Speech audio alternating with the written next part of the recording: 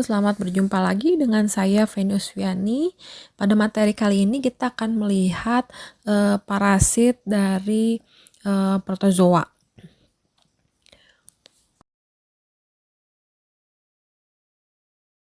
Kita lihat klasifikasi parasit ya.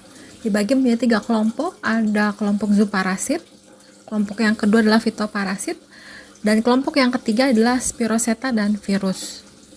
Zooparasit dibagi lagi menjadi protozoa dan metazoa, lalu metazoa dibagi menjadi helminthes dan arthropoda. Sementara kelompok fitoparasit dibagi lagi menjadi fungus dan bakteri, gitu ya. Nah, ini akan dipelajari di materi mikologi dan bakteri.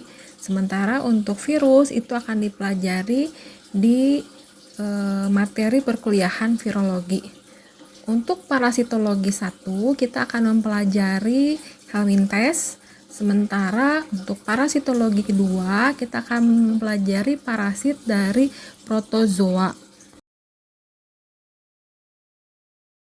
Apa sih protozoa itu? Nah, ini para ahli mendefinisikan protozoa sebagai organisme bersel satu yang hidup sendiri atau dalam bentuk koloni. Ya, kalau secara harfiahnya kita lihat proto itu artinya pertama dan zoon adalah hewan.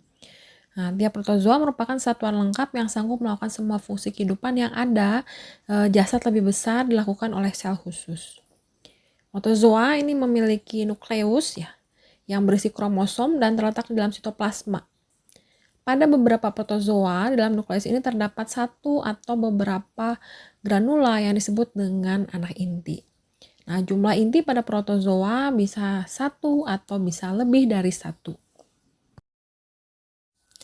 Nah, morfologi protozoa itu umumnya sebuah sel yang terdiri atas protoplasma dan juga intinya, memiliki bentuk macam-macam. Ada yang bulat, lonjong, tidak teratur, atau ada yang simetris bilateral. Ukurannya kecil ya, jadi hanya beberapa mikron.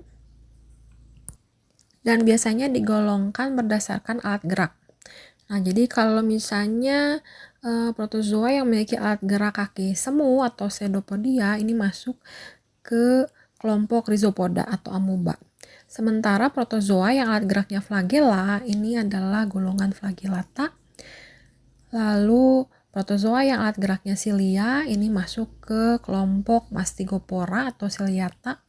Nah, ada juga protozoa yang tidak memiliki alat gerak sehingga pergerakan amoeboidnya sedikit. Nah, ini masuk ke dalam kelompok sporozoa. Protozoa dapat berubah dari stadium aktif yaitu berupa tropozoid ke stadium tidak aktif yaitu berupa kista yang kehilangan daya motilitas dan membungkus dirinya sendiri dalam dinding kuat.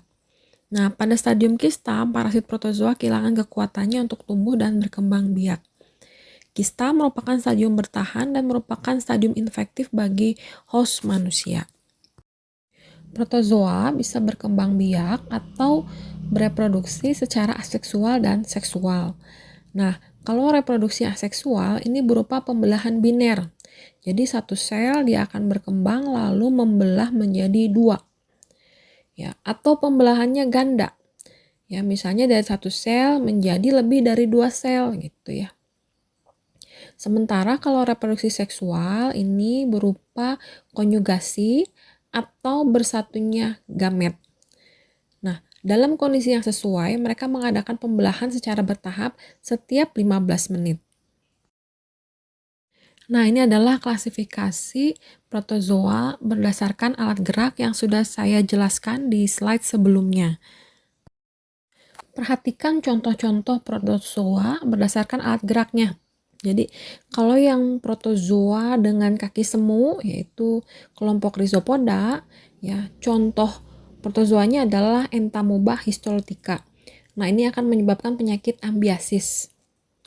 Sementara pada kelompok flagellata yang alat geraknya adalah flagella, ya, ini contohnya adalah spesies Giardia lamblia yang menyebabkan penyakit giardiasis. Kemudian ada Trichomonas vaginalis yang menyebabkan penyakit trichomoniasis. Lalu ada Trypanosoma, ini yang menyebabkan penyakit trypanosomiasis. Ada juga leishmania yang menyebabkan penyakit leishmaniasis. Nah, untuk kelompok protozoa Mastigophora yang menggunakan alat geraknya berupa silia, ini contoh patogennya adalah Balantidium coli. Ini menyebabkan penyakit balantidiasis. Lalu pada kelompok sporozoa, ini alat geraknya tidak ada, gitu ya. Ini contoh patogennya adalah Toxoplasma gondii. Nah, ini menyebabkan penyakit toxoplasmosis. Lalu ada lagi contohnya Plasmodium, ini yang menyebabkan penyakit malaria. Ada juga Isospora belli yang menyebabkan penyakit isosporiosis. Dan contoh lain adalah Cryptosporidium parvum. Ini menyebabkan penyakit cryptosporidiosis. Silahkan perhatikan gambar ya, contoh protozoa ya, beserta alat gerak khasnya masing-masing. Pada slide ini kita perhatikan klasifikasi protozoa patogen berdasarkan organ yang diinfeksi. Nah, protozoa yang menginfeksi usus contohnya Entamoeba histolytica, Giardia lamblia, dan Balantidium coli. Lalu protozoa yang menginfeksi darah. Ini adalah Plasmodium falciparum, Plasmodium vivox, Plasmodium malariae, dan Plasmodium ovale. Ada juga protozoa yang menyerang bagian jaringan. Ini contohnya Toxoplasma gondii, Leishmania donovani, dan juga Trypanosoma cruzi. Ada juga protozoa yang menginfeksi bagian arterial. Ini contohnya Trichomonas. Nah, kita lihat protozoa yang menginfeksi bagian usus ya. Ada 6 spesies amoeba yang hidup dalam rongga usus besar. Ya, kamu lihat dari poin 1 sampai poin 6, tapi yang patogen hanya yang poin 1, Entamoeba histolytica. Ya, sementara 5 spesies lainnya adalah protozoa yang sifatnya komensalisme. Entamoeba histolytica ini menyebabkan penyakit yang disebut amoebiasis usus atau seringkali disebut disenti amoeba. Ya, ini sifatnya kosmopolit, terutama di daerah tropis dan daerah beriklim sedang. Morfologi Entamoeba histolytica ini bisa berupa bentuk histolytica, bentuk minuta, dan bentuk kista. Bentuk histolytica ini bersifat patogen, ya, berkembang biak secara biner di jaringan dan menyebabkan rusaknya jaringan tersebut. Gitu. Sementara bentuk minuta adalah bentuk pokok atau esensial. Tanpa bentuk minuta, daur hidup tidak dapat berlangsung. Sedangkan bentuk kista, ya, ini tidak patogen tapi bisa merupakan bentuk infektif.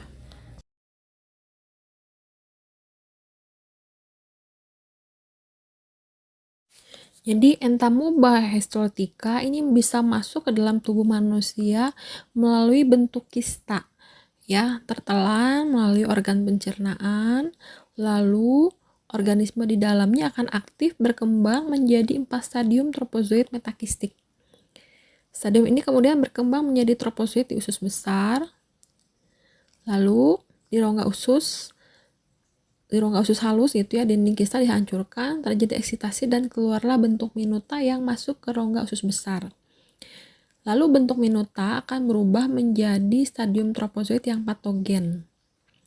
Dengan peristaltis usus, bentuk ini dikeluarkan bersama isi ulkus rongga usus, kemudian menyerang lagi mukosa usus yang sehat atau dikeluarkan bersama tinja. Siklus hidup Entamoeba histolytica ya bisa kita gambarkan secara skematis di slide ini. Stadium tropozoid memasuki mukosa usus besar yang utuh dan mengeluarkan enzim hemolisin yang dapat menghancurkan jaringan. Kemudian memasuki submukosa dengan menembus lapisan muscularis mucosa, bersarang di submukosa dan membuat kerusakan yang lebih luas. Dengan aliran darah, stadium tropozoid dapat tersebar ke hati, paru, dan otak. Lalu stadium tropozoid ditemukan dalam jumlah besar di dasar dan dinding ulkus. Nah, dengan peristaltik usus, stadium tropozoid ini dikeluarkan bersama isi ulkus ke rongga usus. Lalu kemudian menyerang lagi mukosa usus yang sehat atau dikeluarkan bersama tinja. Tinja ini disebut tinja disentri, yaitu tinja yang bercampur lendir dan darah. Jadi disentri amoeba ini bentuk dari amoebiasis. Ya, biasanya gejalanya meliputi buang air besar berisi darah atau lendir, sakit perut, hilang selera makan, turut berat badan, demam, dan rasa dingin.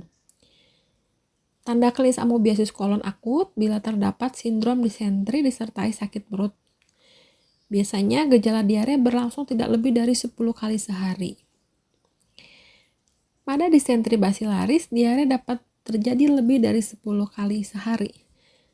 Ya, sedangkan pada amoebiasis kolon menahun biasanya terdapat gejala diare ringan diselingi dengan obstipasi.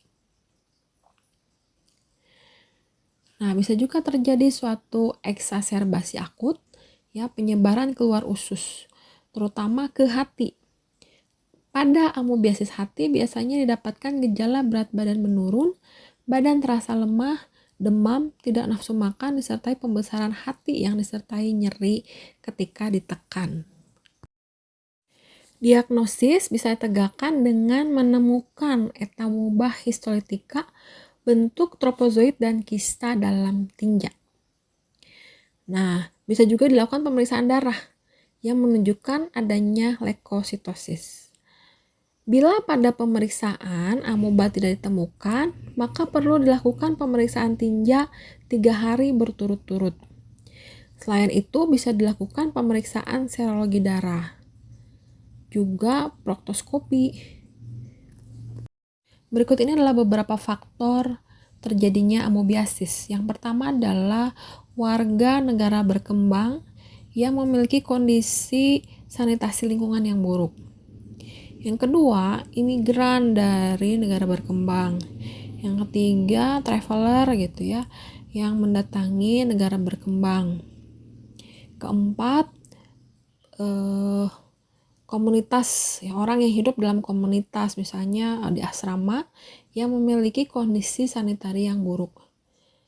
Faktor risiko berikutnya adalah pasien HIV/AIDS dan juga homoseksual. Beberapa tindakan yang dapat dilakukan untuk mencegah amoebiasis, yaitu pengenalan tindakan sanitasi yang adekuat dan penyuluhan tentang rute penularan. Ini bisa dengan peningkatan kebersihan perorangan, yaitu dengan menggalakkan cuci tangan sampai bersih dengan sabun dan air hangat setelah buang air besar, ya, mencuci anus dan juga sebelum makan mencuci tangan gitu ya.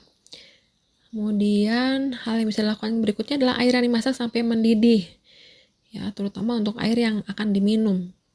Lalu mencuci sayuran dengan asam asetat dan vinegar minimal 15 menit sebelum konsumsi salad. Lalu mencuci sayuran atau memasaknya sampai matang sebelum dimakan. Ya, tindakan pencegahan yang lain adalah buang air besar di jamban dan juga tidak menggunakan tinja manusia untuk pupuk. Faktor pencegahan yang lain adalah menutup dengan baik makanan yang dihidangkan, lalu membuang sampah di tempat sampah yang tutup untuk menghindari lalat. Sekarang kita beralih ke Giardia intestinalis atau Giardia lamblia.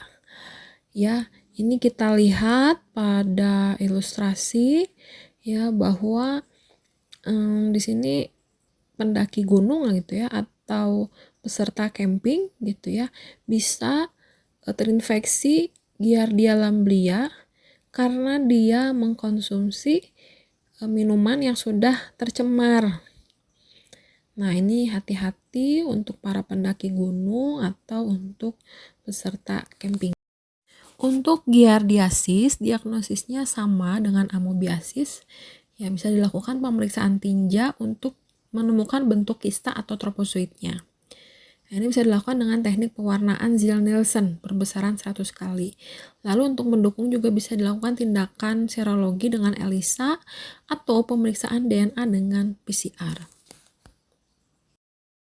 Pengobatan giardiasis bisa dilakukan dengan mengkonsumsi metronidazol, furazolidon, quiniacrin, atau kombinasi terapi dari obat-obat tersebut. Ingat bahwa konsumsi obat-obatan tersebut harus dengan petunjuk dokter. Pencegahan giardiasis bisa dilakukan dengan mencegah air atau makanan yang mungkin sudah terkontaminasi protozoa tersebut, lalu mendidihkan air ya untuk diminum. Bahkan kalaupun air tersebut sudah mengalami proses filtrasi, tetap harus dimasak sampai mendidih. Kemudian jangan menggosok gigi gitu ya dengan tap water yang sudah terkontaminasi. Ya, atau juga jangan menggunakan es ataupun minuman-minuman lainnya yang dibuat dari tap water. Dan tindakan pencegahan yang paling penting adalah dengan mencuci tangan sebelum mengkonsumsi makanan. Giardia lamblia ini adalah protozoa dengan alat gerak flagellata. Ya, spesies ini mendiami usus kecil, duodenum, dan jejunum manusia. Awal mulanya protozoa ini dinamakan Cercomonas intestinalis gitu ya, tapi kemudian diganti namanya menjadi Giardia lamblia untuk menghormati orang-orang yang menemukan protozoa tersebut. Giardia lamblia ini bisa ditemukan dalam stadium tropozoid atau stadium kista. Nah, ketika Giardia lamblia dalam stadium tropozoid bentuknya seperti buah pir yang luarnya berbentuk bulat dan ujungnya meruncing. Ukurannya 9-21 mikrometer, panjang 5-15 mikrometer ketika bernapas, sementara tebalnya sekitar 2-4 mikrometer. Permukaan bagian belakang berbentuk cembung dan permukaan atas cekung. Nah, spesies ini memiliki bagian untuk mengisap. Memiliki organ tambahan, menempati 1/3-1/2 dari permukaan ventral. Tropozoid memiliki 2 bagian yang sama besar dan memiliki 2 inti, ya, 2 axostyle dan 4 pasang flagella. 2 bagian tengah terdiri atas axostyle, kemudian bagian sitoplasmanya adalah bagian luar yang bergranula halus. Ya, jadi tropozoid ini motil karena memiliki 4 pasang flagella. Pada slide ini bisa kita lihat dengan jelas ya morfologi dari stadium tropozoid Giardia lamblia. Untuk stadium kista, ya, bentuknya oval berukuran 8-12 mikrometer dengan panjang 7-10 mikrometer. Tebal di seluruh bagian luar. Stadium kista terdiri atas sitoplasma di mana berbentuk granular halus dan memisahkan kista dari ruang kosong. Ini memberikan penampilan kista yang dikelilingi oleh halo. Kista matang terdiri dari 4 inti, bergerombol juga di salah satu ujung atau bisa terdapat di 2 ujung yang berlawanan. Kista matang juga memiliki axostyle dan bagian tengah yang berfungsi untuk menghisap. Axostyle yang merupakan sisa dari flagella ditempatkan secara diagonal dalam kista. 4 inti kista ini merupakan tahap infektif Giardia lamblia. Lihat pada gambar bahwa tahap infektif Giardia lamblia adalah bentuk kista yang mungkin mengkontaminasi makanan atau minuman, ya, kemudian tertelan dan masuk ke organ pencernaan lalu sampai ke usus. Kista ya akan pecah menjadi tropozoid di duodenum. Setiap kista menghasilkan 24 inti, tetranukleat dan juga tropozoid. Nah, asam lambung ini akan mempermudah proses pecahnya kista. Lalu, ya, tropozoid yang sudah terbentuk tadi akan berkembang biak secara aseksual dengan pembelahan biner sehingga menghasilkan troposit baru gitu ya, tropozoid baru dalam jumlah yang cukup besar. Nah, tropozoid pada permukaan mukosa usus untuk menjaga kelembapan mereka terikat oleh pengisap oval. Ketika isi usus meninggalkan jejunum dan mulai kehilangan kelembapan, tropozoid menarik flagella menutupi diri dengan tebal semua yang ada di ensis. Lalu tropozoid terselubung menjalani fase lain dari intinya, yaitu menghasilkan 4 berinti kista matang.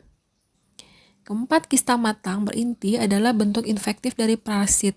Nanti dia akan diekskresikan dalam tinja dan akan masuk ke siklus berikut. Gejala giardiasis ditandai dengan gangguan pencernaan lemak dan karbohidrat pada anak-anak, ya, dan juga terjadi diare. Terganggunya mukosa saluran pencernaan, gangguan penyerapan ion nutrisi, atau inflamasi mukosa saluran pencernaan, atau dekonjugasi bakteri garam empedu, dan perubahan motilitas usus dengan atau tanpa pertumbuhan yang berlebihan pada bakteri. Kemudian giardiasis juga menyebabkan perubahan duodenum dan jejunum, yaitu pemendekan mikrofili atau perusakan sel epitel. Ya, tanda yang nampak bervariasi dari mulai tanpa gejala sampai diare parah dan malabsorpsi. Untuk mayoritas orang yang di daerah endemik tidak menunjukkan gejala. Ya, giardiasis akut berkembang setelah masa inkubasi 5-6 hari dan biasanya berlangsung 1-3 minggu. Gejalanya meliputi diare, nyeri perut, mual, dan muntah. Untuk giardiasis kronis, gejala yang berulang dan malabsorpsi dan kelemahan dapat terjadi. Kondisi ini sering menyebabkan kekurangan gizi dan menghambat pertumbuhan pada anak prasekolah. Nah, demikian penjelasan saya tentang protozoa yang menginfeksi bagian usus manusia. Mudah-mudahan cukup bisa dipahami. Terima kasih atas perhatiannya. Sampai jumpa di materi berikutnya.